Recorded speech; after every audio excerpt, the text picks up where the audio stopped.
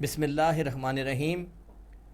توقیر عابد مخاطب ہوں آپ سے آئی سیٹ اکیڈمی کے فلور سے ایک نئی تقریر کے ساتھ 11 ستمبر 1948 کی مناسبت سے۔ میرے تمام سننے اور دیکھنے والوں کو السلام علیکم۔ اگر یوٹیوب پہ آپ نے ہمارے چینل کو ابھی تک سبسکرائب نہیں کیا تو آپ ہمارے چینل کو سبسکرائب کریں اور اسکرین پہ موجود بیل آئیکن کو پریس کرنے کے ساتھ ساتھ اس ویڈیو کو زیادہ سے زیادہ لائک کریں اور اپنے دوستوں کے ساتھ شیئر کریں۔ آئی ہوپ کہ یہ ویڈیو جو ہے وہ آپ کو بہت اہم پوزیشن دلانے والی ہے۔ جی تو شروع کرتے ہیں۔ 11 ستمبر یوم وفات قائد اعظم محمد علی جناح۔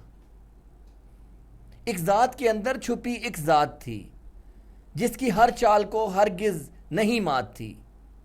وہ سکندر تھا، اکبر تھا یا تھا غزنوی یا کسی ولی کے دور کی ایک سوغات تھی، جس نے جو کچھ کہا سو وہی کچھ کیا۔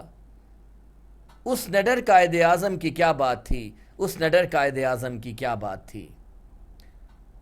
برِ صغیر پاک و ہند میں پیدا ہونے والا، کمال کی بلندیوں تک پہنچنے والا، اپنے عمل سے پوری دنیا میں اپنا مقام بنانے والا، اپنے جذبوں پہ ثابت قدم رہنے والا اور اپنی محنت سے غلام قوم کو آزادی کی دھوپ بخشنے والا۔ جی آپ درست سمجھے۔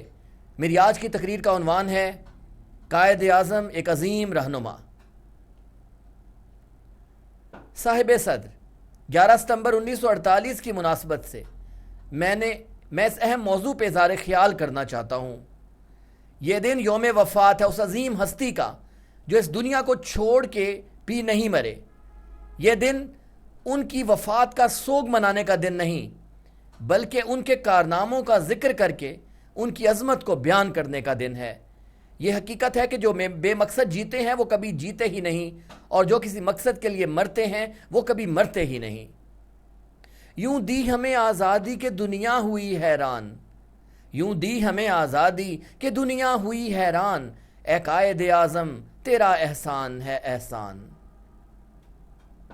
19ویں اور 20ویں صدی عیسوی کی سیاست کا ذکر ہو تو یہ تذکرہ قائد اعظم محمد علی جناح کے بغیر ادھورا ہے۔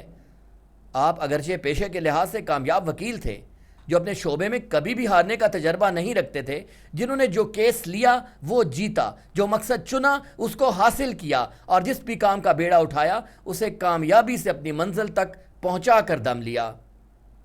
آپ ہی وہ ہستی ہیں جنہوں نے ہزارہا رکاوٹوں کے باوجود برِ صغیر پاک و ہند میں ایک الگ وطن کے قیام کے کیس پر کام شروع کیا اور مسلمانوں کو آزادی دلا کر ان کے لیے ایک الگ وطن کے قیام کے حصول کو 1947 میں یقینی بنا دیا۔ آپ کی زندگی ہمارے لیے مشعل راہ ہے۔ آپ نے اپنے عمل سے اقبال کے اس شعر کو درست ثابت کیا۔ عمل سے زندگی بنتی ہے جنت بھی جہنم بھی، عمل سے زندگی بنتی ہے جنت بھی جہنم بھی، یہ خاکی اپنی فطرت میں نہ نوری ہے نہ ناری ہے۔ 1906 میں جب آپ نے مسلم لیگ میں شمولیت اختیار کی تو بظاہر قیام پاکستان ایک ناممکن کام تھا، مگر آپ کی ثابت قدمی، اولو العزمی اور تندہی نے ثابت کیا کہ بات پیشے کی نہیں ہوتی، بات تو ذہانت اور قابلیت کی ہوتی ہے۔ 1906 سے 1947 تک یہ سفر 41 سال پر مشتمل تھا، لیکن اس کا انجام پاکستان کی صورت میں پوری دنیا نے دیکھا۔ آپ بانی پاکستان کہلائے۔ اپنی تمام تر زندگی میں آپ نہ بکے نہ جھکے۔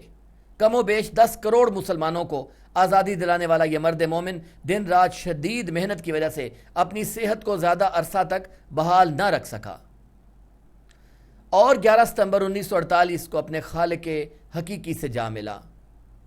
مگر میں اپنے زاویے پر قائم ہوں کہ آپ نے وفات نہیں پائی، بلکہ آپ تو روز قیامت تک جی گئے۔ آپ کی زندگی کام کام اور صرف کام سے عبارت تھی۔ آپ نے ہم سب کو ایمان، اتحاد اور تنظیم کا سلوگن دیا۔ آپ کی قائدانہ صلاحیتیں رہتی دنیا تک ہمارے ساتھ رہیں گی۔ اے روح قائد آج کے دن ہم تجھ سے وعدہ کرتے ہیں، ڈھالیں گے فضا میں وہ جذبے کاغذ پہ جو لکھا کرتے ہیں۔ آج کے دن روح قائد ہمیں یہ پیغام دیتی ہے کہ ہم متحد رہیں۔ میں نشار کے ساتھ آپ سے اجازت چاہوں گا۔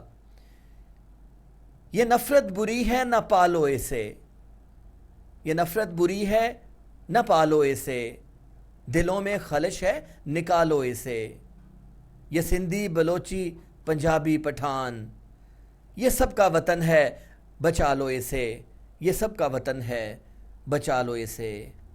آپ کی سماعتوں کا بہت بہت شکریہ۔